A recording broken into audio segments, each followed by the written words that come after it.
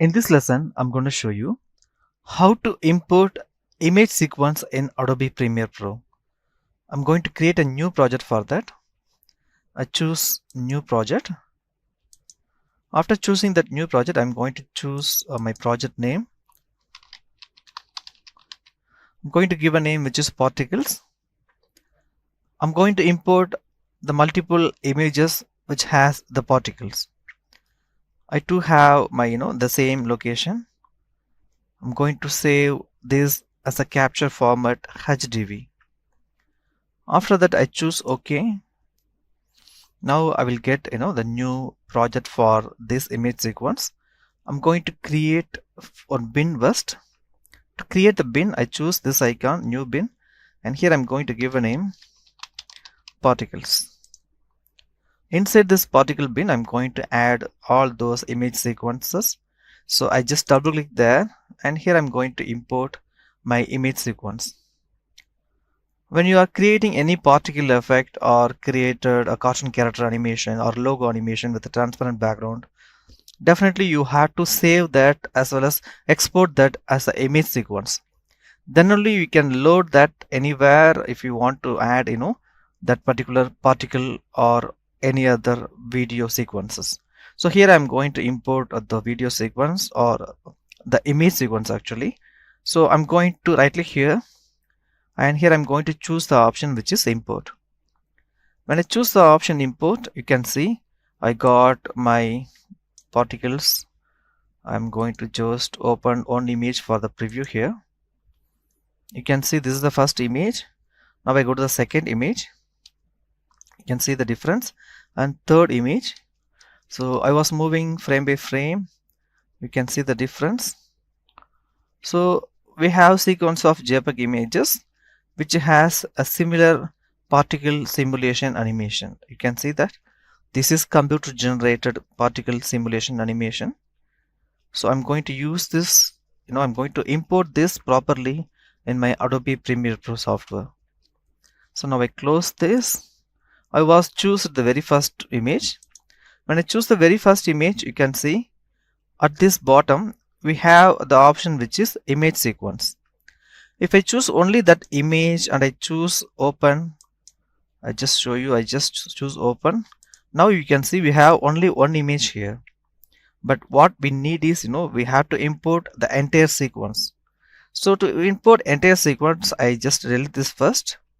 And here I'm going to choose the same option again, import.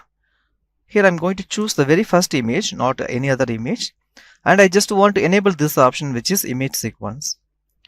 Remember, if you have a different name for all those images, or if you don't have proper name for those images, you will never have this image sequence option in enabled mode.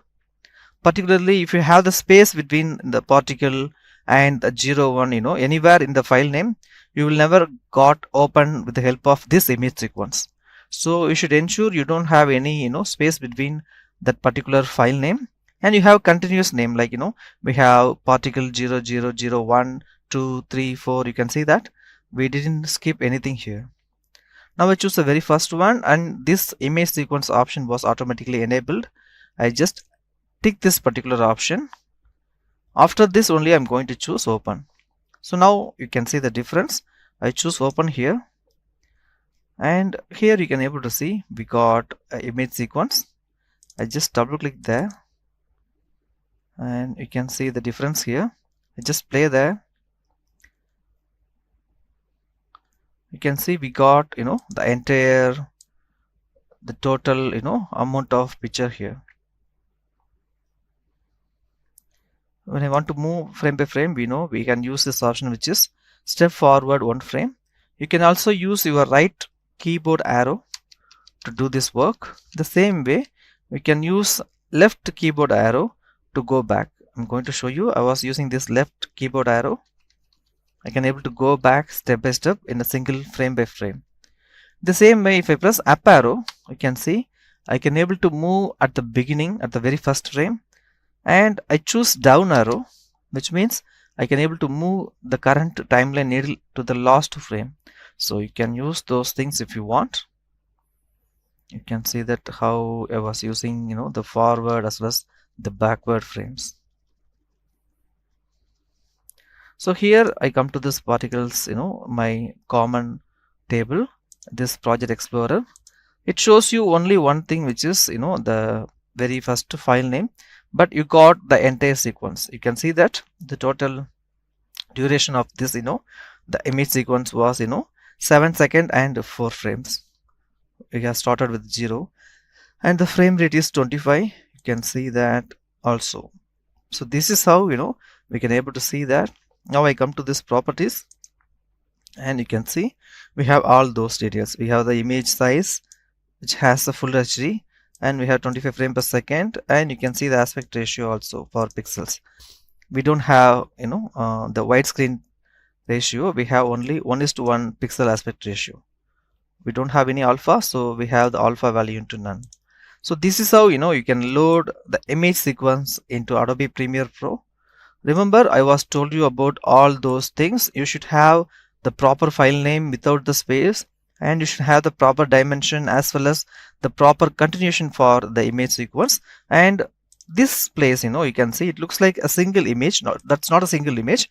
I'm going to import the single image also here. Let me show you. I just choose import. I choose the very first frame and I just disable this image sequence and I choose open. You can see this is a single image. You can see the difference. This is a single image. Here you can able to see how we have the icon, but here this is the image sequence. You can see the the thumbnail difference between the single image as well as the image sequence. So this is how we import the image sequence in Adobe Premiere Pro. We are going to process this image sequence in upcoming lessons.